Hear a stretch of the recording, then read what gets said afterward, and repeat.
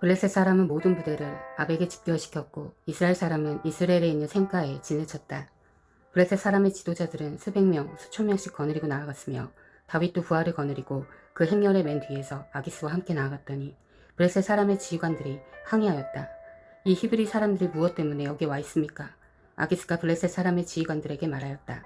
기관들도 알다시피 이 사람은 이스라엘 왕 사울의 종이었던 다윗이오. 그가 나와 함께 지낸 지가 이미 한두 해가 지났지만 그가 망명하여 온 날부터 오늘까지 나는 그에게서 아무런 허물도 찾지 못하였소. 그러나 블레셋 족속의 지휘관들은 다윗에게 분노를 터뜨렸다. 블레셋 족속의 지휘관들이 아기스에게 강요하였다.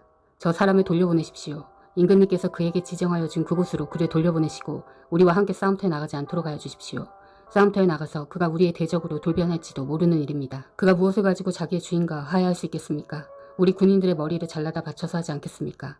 그가 바로 이스라엘의 백성이 춤을 추면서 사울은 수천 명을 죽이고 다윗은 수만 명을 죽였다 하고 추켜 세우던 그 다윗이 아닙니까? 마침내 아기스가 다윗을 불러 말하였다.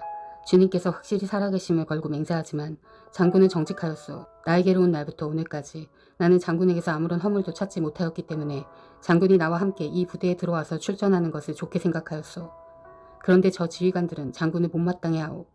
그러니 이제 장군은 블레셋 사람의 지도자들의 눈에 거슬리는 일을 더 이상 하지 말고 평안히 돌아가기를 바라오. 이번에는 다윗이 아기스에게 항의하였다. 내가 잘못한 일이 무엇입니까? 임금님은 섬기기 시작한 날부터 오늘에 이르기까지 임금님께서 말씀하신 대로 종에게서 아무런 허물이 드러나지 않았다면 왜 이 종이 이제 나의 상전이신 임금님의 원수들과 싸우러 나갈 수가 없습니까? 아기스가 다윗에게 대답하였다. 장군이 정직하다는 것을 나는 잘 아오. 나는 장군을 하나님의 천사처럼 여기오.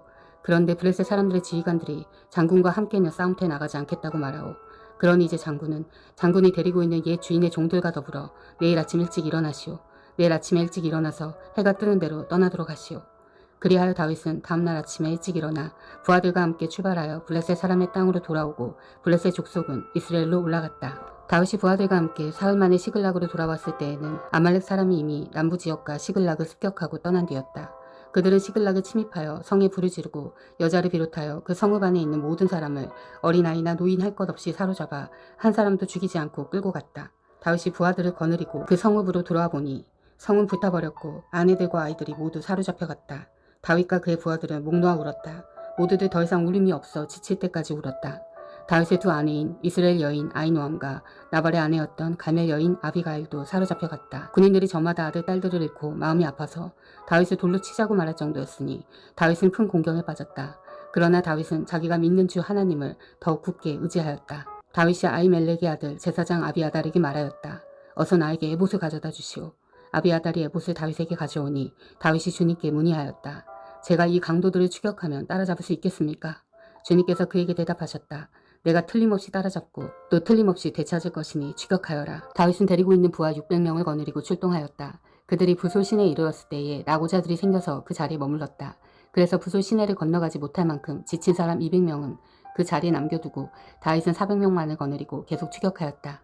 군인들이 들녘에서 한 이집트 사람을 발견하여 다윗에게로 데리고 왔다.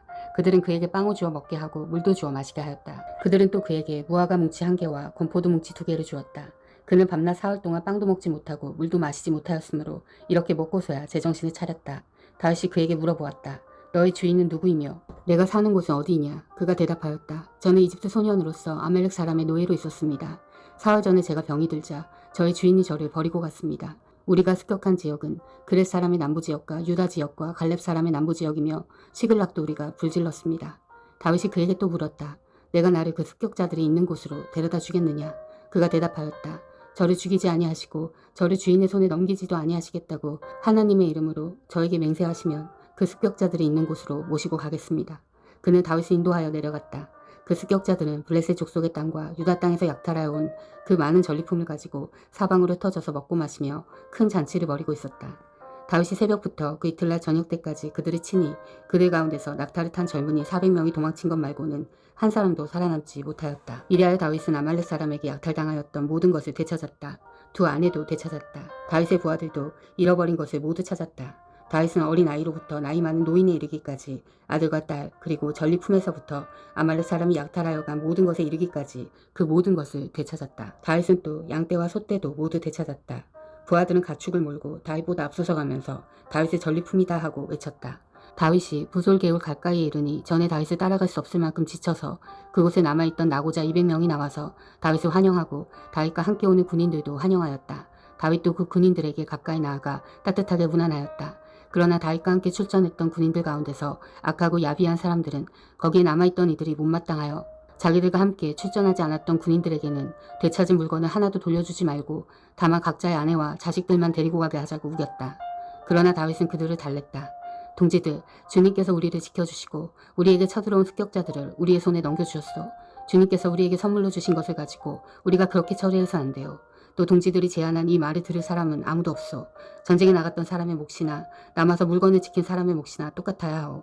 모두 똑같은 몫으로 나누어야 하오. 다윗이 이때에 이스라엘에서 정한 것이 율례와 규례가 되어 그때부터 오늘날까지 지켜지고 있다. 시글락으로 돌아온 다윗은 전리품 가운데서 얼마를 떼어 그의 친구들 곧 유다의 장로들에게 보내면서 그것이 주님의 원수들에게서 약탈한 전리품 가운데서 떼어내어 선물로 보내는 것이라고 밝혔다.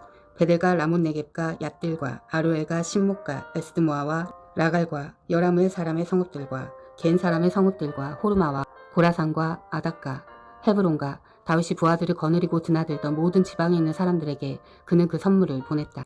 블레셋 사람이 이스라엘의 싸움을 걸어왔다. 이스라엘 사람들은 블레셋 사람 앞에서 도망하다가 길보아 산에서 죽임을 당하여 쓰러졌다. 블레셋 사람들은 사울과 그의 아들들을 바싹 추격하여 사울의 아들 요나단과 아비나답과 말기수아를 죽였다. 싸움이 치열해지면서 전세가 사울에게 불리해졌다.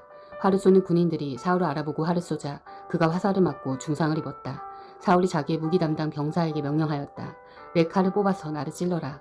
저 할례받지 못한 이방인들이 와서 나를 찌르고 능욕하지 못하도록 하여라. 그러나 그 무기 담당 병사는 너무 겁이 나서 찌르려고 하지 않았다. 그러자 사울은 자기의 칼을 뽑아서 그 위에 엎어졌다. 그 무기 담당 병사는 사울이 죽는 것을 보고 자기도 자기의 칼을 뽑아 그 위에 엎어져서 사울과 함께 죽었다. 사울과 그의 세 아들과 사울의 무기 담당 병사가 이렇게 죽었다. 사울의 부하도 그날 다 함께 죽었다.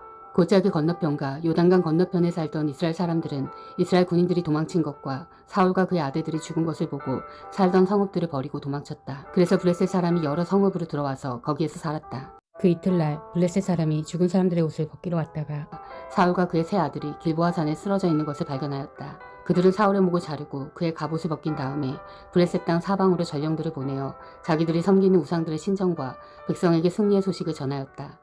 그런 다음에 그들은 사울의 갑옷을 아스다롯의 신전에 보관하고 사울의 주검은 벳산 성벽에 매달아 두었다. 길르앗 야베스의 주민들은 블레셋 사람들이 사울에게 한 일을 전해 들었다.